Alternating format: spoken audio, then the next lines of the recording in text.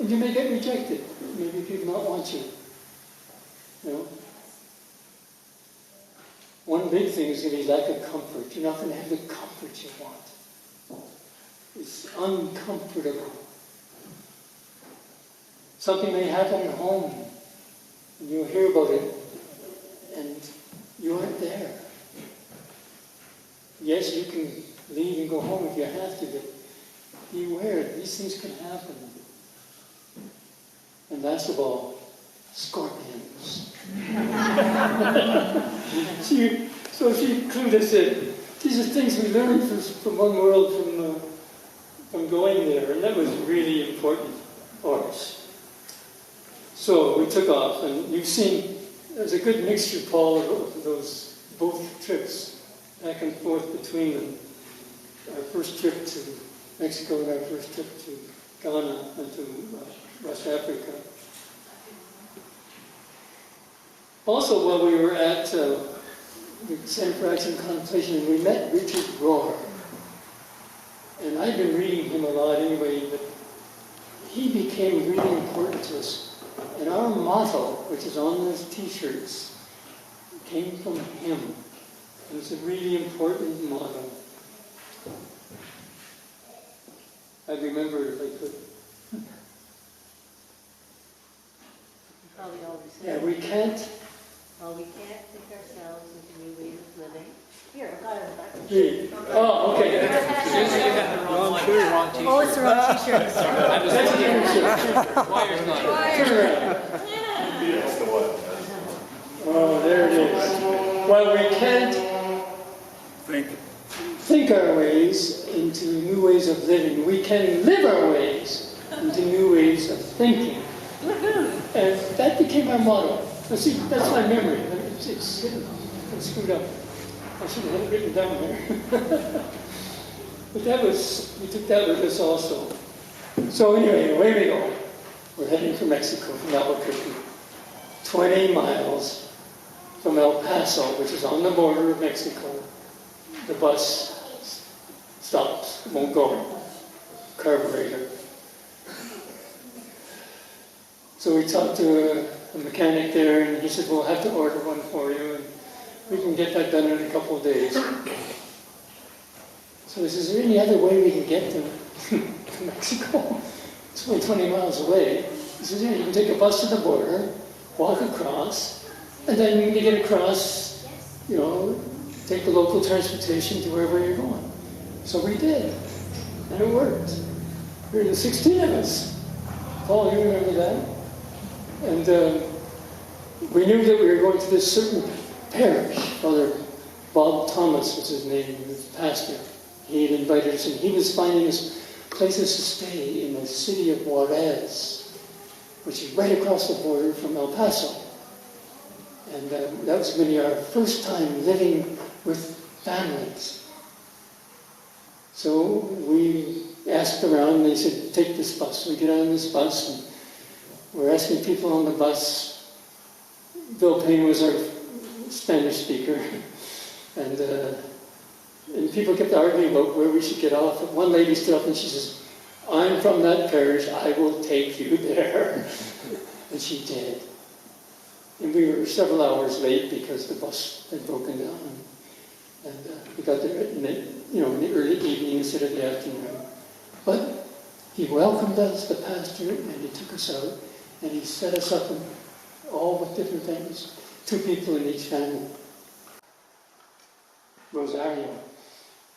And they lived in a small house. It was wooden.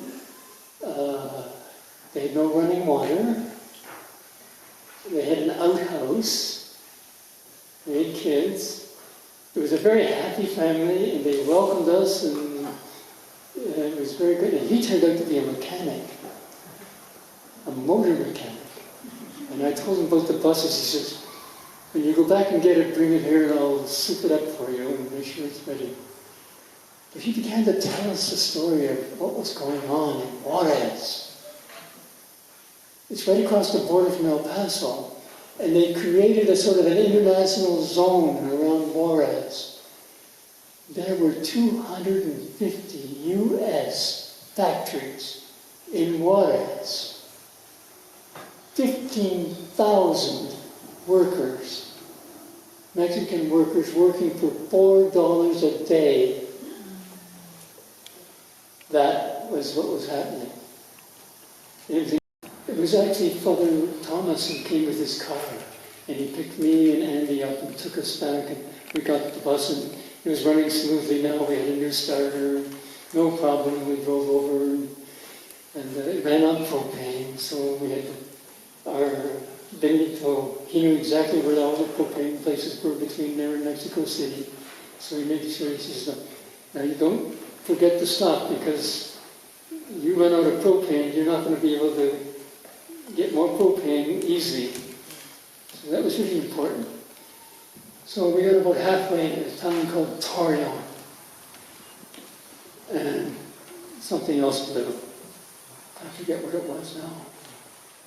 But there was a mechanic there, and he said, I can fix this tomorrow. And so he went and got parts, and so we slept in the bus overnight downtown in the middle of the city.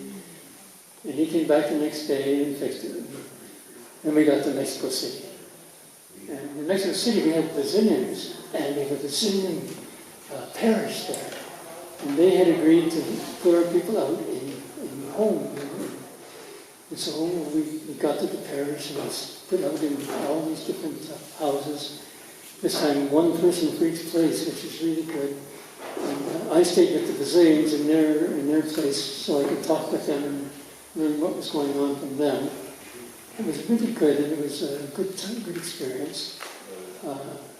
When they came back, we took a walking pilgrimage up to the cathedral there. What's the name of the cathedral?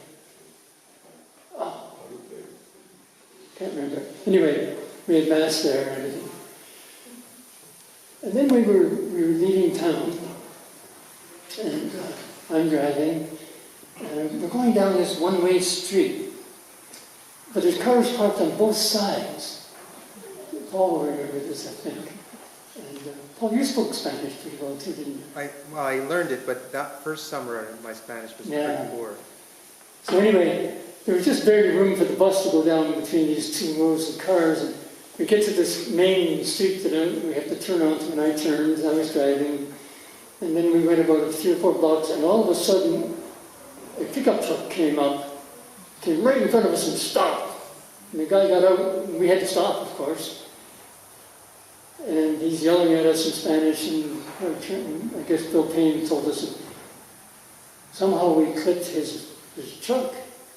So I get out and we look at it. Oh my God, they did. We clipped the front end of his truck. The headlight was gone, the fender was bended in.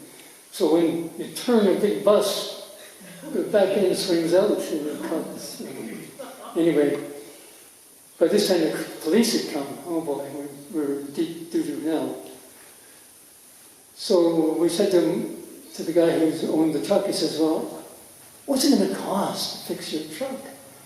And he told us how much it was in pesos, and we translated that. It was only about $60. So we gave him $60 in the equivalent in pesos. And he was fine, and the cops were fine, and we drove out. Oh, thank God. And then we drove down. And we're looking for this bishop. And he lives in Tehuantepec. And it took us quite a while to get there. We got there. And we didn't have to push the car anymore, and the bus, and it was going okay. And we get to his place, where the bishop's house is, and he wasn't there. We were warned about things like this.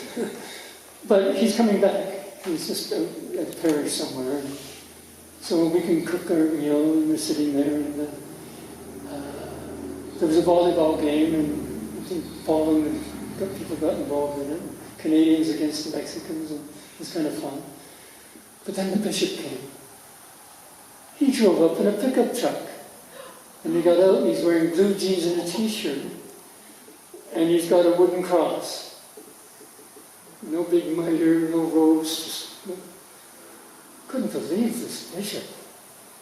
Bishop Arturo. And he welcomed us. He said, you can put your bus in the compound here, and you guys can sleep in it over there, or you can sleep in the veranda outside here, whichever you like. And he says, in the morning, I've got places for you to work. He says, we're building a convent, and you can go over there and you can work. You saw that big hole that was being dug there? I was part of that digging. And some can work in an orphanage, and others can live with farm families and do subsistence farming. So that was beautiful. And so I spent a day with the team working on the digging the ditch. And then I was traveling with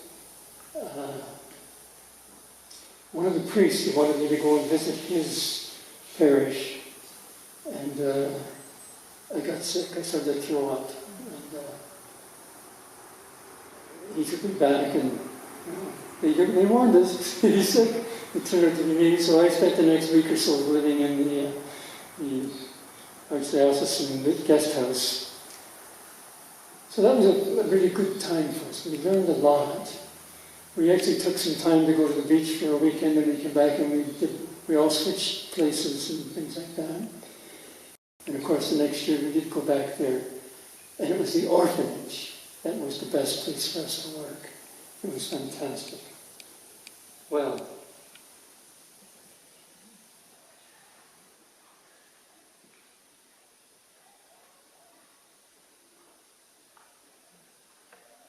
one thing I forgot to mention, it happened in Mexico City. We met an angel. His name was Father Don Hessler. And we sat down with him. He spoke English.